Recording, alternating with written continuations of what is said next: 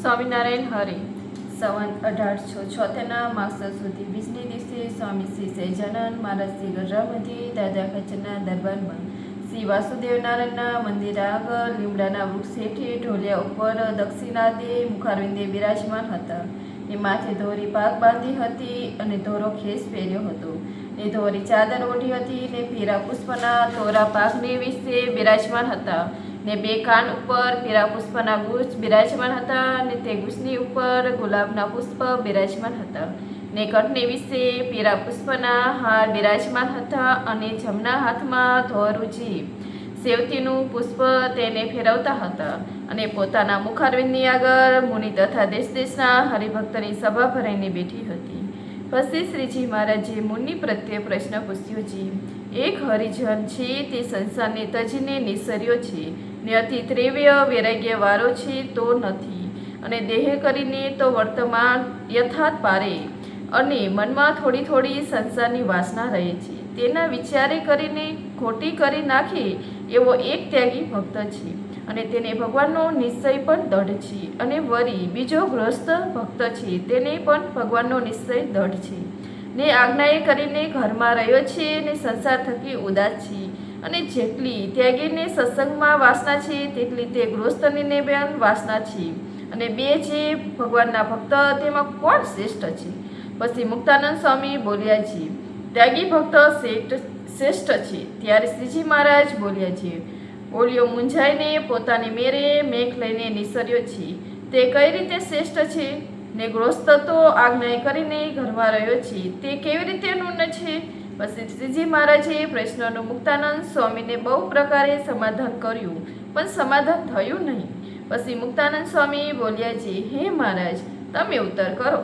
પછી શ્રીજી મહારાજ બોલ્યા છે, ત્યાગી હોય ને તેની સારે પેઠે ખાવા મરે, અને જો કાચી મતીવાળો હોય તો પાછી સંસારની વાસના હૃદયમાં ઉદય થાય, અથવા ઘણું દુઃખ પડે તો પણ પાછી સંસારની વાસના ઉદય થાય. એવા ત્યાગી કરતાં તો ગૃહસ્થ ઘણો સારો. કેમ જે ગૃહસ્થ ભક્તને જ્યારે દુઃખ પડે અથવા ઘણું સુખ આવી પડે ત્યારે એમ વિચારી રાખે જે રખે મારે આમાંથી બંધન થાય એવું જાણે નહીં, તે સંસારમાંથી ઉદાસ રહે. માટે ત્યાગી તો તે ખરો જેને સંસાર મૂક્યો ને પાછી તે સંસારની વાસના રહે જ નહીં. અને ગૃહસ્થ તો વાસનાવાળો ત્યાગી કરતાં ઘણો શ્રેષ્ઠ છે. જો ગૃહસ્થના ધર્મ સચવાય તો પણ ગૃહસ્થના ધર્મ તો ઘણા કઠણ છે. અને અનંત પ્રકારના સુખ દુઃખ આવી પડે ત્યારે સંતની સેવામાંથી ને ધર્મમાંથી મનને આડું અવળું ડોલાવા દે નહીં, અને એમ સમજે છે સંતનો સમાગમ મર્યો છે તો મુને પરમ ચિંતામણી ને કલ્પ વૃક્ષ મર્યો છે.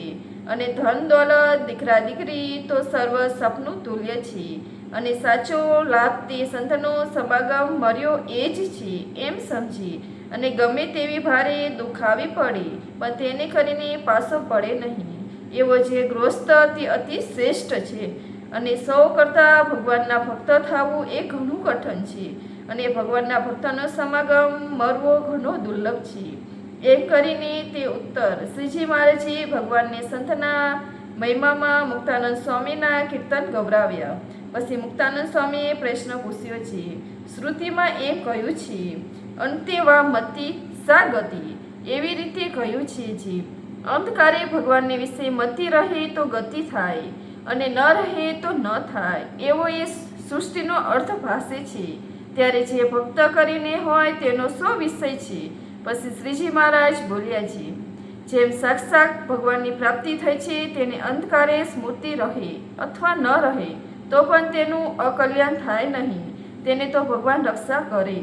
અને જે ભગવાન થકી વિમુખ છે તે તો બોલતા ચાલતા દેહ મૂકે છે પણ તેનું કલ્યાણ થતું નથી ને મરીને એમ પૂરીમાં જાય છે. અને કેટલાક પાપી કસાયા હોય તે બોલતા ચાલતા દેહ મૂકે છે, અને ભગવાનનો ભક્ત હોય તેના અકાર મૃત્યુ થયું, તે માટે શું તે અકલ્યાણ થશે? ને તે પાપીનું શું કલ્યાણ થશે? નહીં જ થાય. ત્યારે એ શ્રુતિનો અર્થ એમ કરવો છે, જેવી હમણાં એની મતિ છે તેવી અંધકારે ગતિ થાય છે. માટે તે જ ભક્ત છે તેને મતિમાં એમ રહ્યું છે, જે મારું કલ્યાણ તો થઈ રહ્યું છે તો તેનું કલ્યાણ અંધકારે થઈ જ રહ્યું છે, અને જેની સંતની પ્રાપ્તિ થઈ ગઈ ને ભગવાનના સ્વરૂપની પણ પ્રાપ્તિ થઈ ગઈ તેને મતિમાં તો એમ વર્તે છે જે હું અજ્ઞાની છું ને મારું કલ્યાણ નહીં થાય, તો જેવી એની મતિ છે તેવી તેને અંધકારે ગતિ થાય છે.